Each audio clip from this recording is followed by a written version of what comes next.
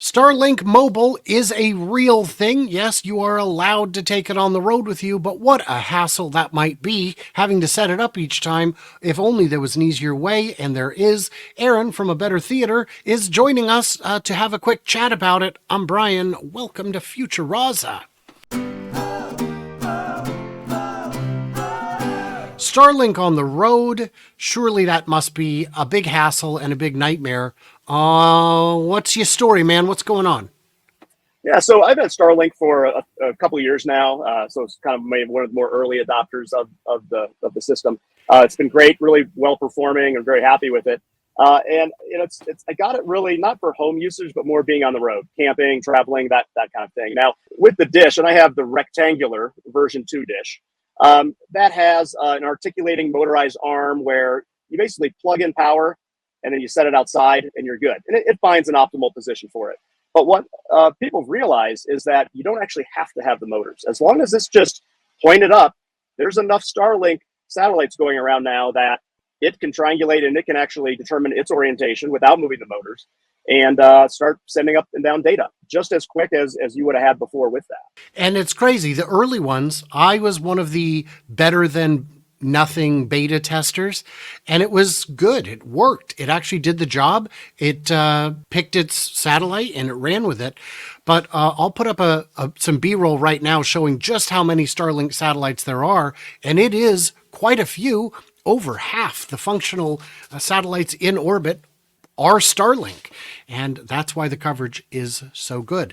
So you're out on the road, you getting decent coverage? Because I'll point out this call from inside Yo Cybertruck is done via Starlink. How's it working for you? Yeah, that's 100% right. This is actually what I've done is hardwired this directly into the 48-volt system of the Cybertruck, and it's a slim down, cut down dish. I cut off the motors and all that, and pretty much minimize it down to about maybe an inch thick. Made my own custom case for it, and I have it right now. I'm actually looking at it. It's setting directly on the dash in front of me, so I can be driving at 75 miles an hour.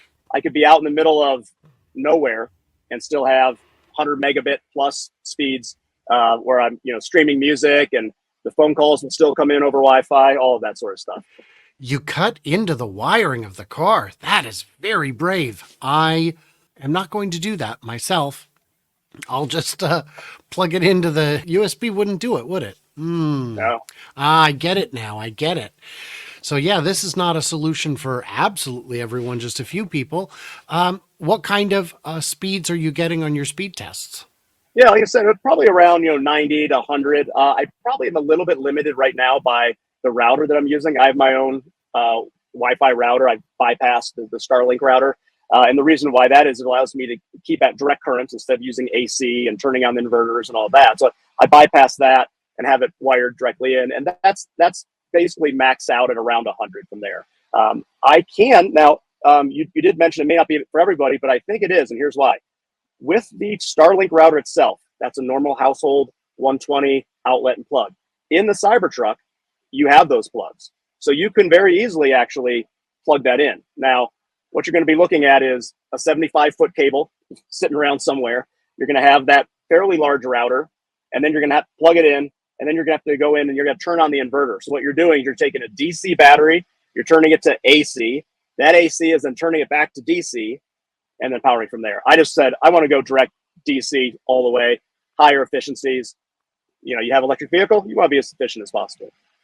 Well, it was crazy. I was on a flight recently and they had AC outlets, just 110 outlets, but I don't know what the power rating is because my waffle iron kept tripping the breaker, and it was crazy. So I don't know. I had to wait until I landed to actually make my waffles. So there's a bit of fun to be had.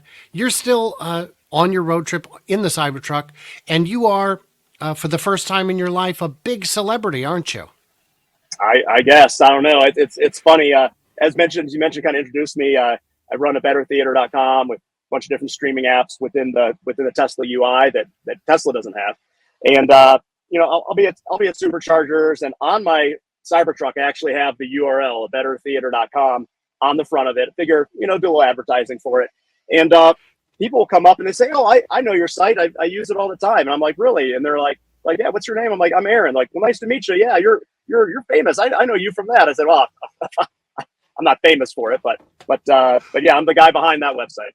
Well, you're more famous because you're in a Cybertruck, and everyone in a Cybertruck must be famous because they can't stop staring. I know in our previous video you had a number of people come over and try to get your attention, but we're right here. Have you found that the attention is still ridiculous and nonstop, or is it starting to fade out at all? So that is a great question, and so I got this about 4 weeks ago. So I had about a month, and I'm in Southern California, and that's where they have a lot of them now. There's a lot of them out there. So it still turns heads, it still get pictures and all of that. But I did notice it over 4 weeks ago versus now, a month later, it's a little bit different. Maybe a 20% reduction. I don't know. But as I've been driving across the country, through Utah and Colorado, Nebraska and Iowa, they don't have Cybertrucks in Nebraska and Iowa, at least not that anyone who came up to me and saw. People don't know what it is. They're asking, what is this thing? They have no idea. To you and I and the rest of the Tesla community, we all know what the Cybertruck is. We've known it for 4+ years, and we all have one on order. But for someone not to know, I'm like, how do they not know? So, but yeah, those places, and also Teslas in general. I like all the superchargers, pretty much wide open. There's not a lot of Teslas on the road when you're kind of in the middle of nowhere in Nebraska, and you just don't really see them. So a Cybertruck, especially, nobody has any idea what it is. And I found that to be true that when you're driving across the emptier parts of the country, there is just so much capacity at each station that it's ridiculous. And then you get into somewhere like just outside of Denver and they get pretty crowded. And if you're especially on a holiday weekend along the West Coast, they can get a little more crowded. But I've still never had to wait for a charger on a holiday weekend. The worst was that it said you're limited to 80 because people need the spot, and I was fine with that. I wasn't going past 80 anyhow. And it's an exciting truck. It's exciting. What would you say is the percentage of people who do not know that it's a Tesla? Yeah, that's another good question. It's hard to say. I'd probably say maybe 10 to 20% of people, kind of if you're in the middle of nowhere, don't know what it is at all. Then other people know that it's a Tesla and a Cybertruck, but they don't really know much about it. They're like, I didn't know these were out, that kind of stuff. And the big question is, what's the range? How far does it go, right? And any EV owner always gets that same question. And the easiest response I've been giving people is just the traditional EV range. Over 300 miles you're going to get.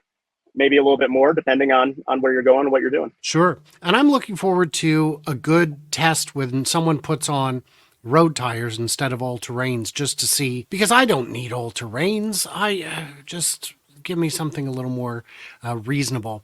There's, something more suited for my use case.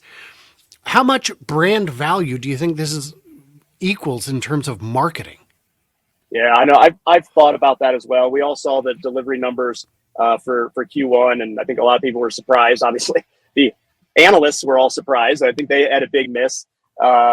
Troy, and he's usually pretty close. He actually had a miss too, a fairly large miss. It was lower than the number I thought. I was thinking with the amount of just sensationalism that came out and everything surrounding the Cybertruck, that would have an impact on just Teslas, right? I don't know if it did. I'm sure it did. What is the measurable amount? I'm not sure, but it'll be interesting to see in the coming this next year as we have more and more of these on the road. Raises EV awareness, and with 2 million back orders, you're going to have 2 million of these eventually someday on the road. So that's going to be a huge brand boost there, I think. And the reason it doesn't have a logo is because you only need to ask, what is that, once. Yes, you will know from there out. From there out. And the quarterly numbers were interesting. Troy was the closest with a miss of almost 6%. And that was his widest miss ever. And on production numbers, I got within 0.36%, making me the closest because nobody knows them factories like me.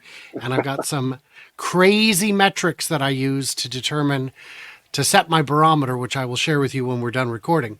But it's It's a lot of fun. It's a little game we play.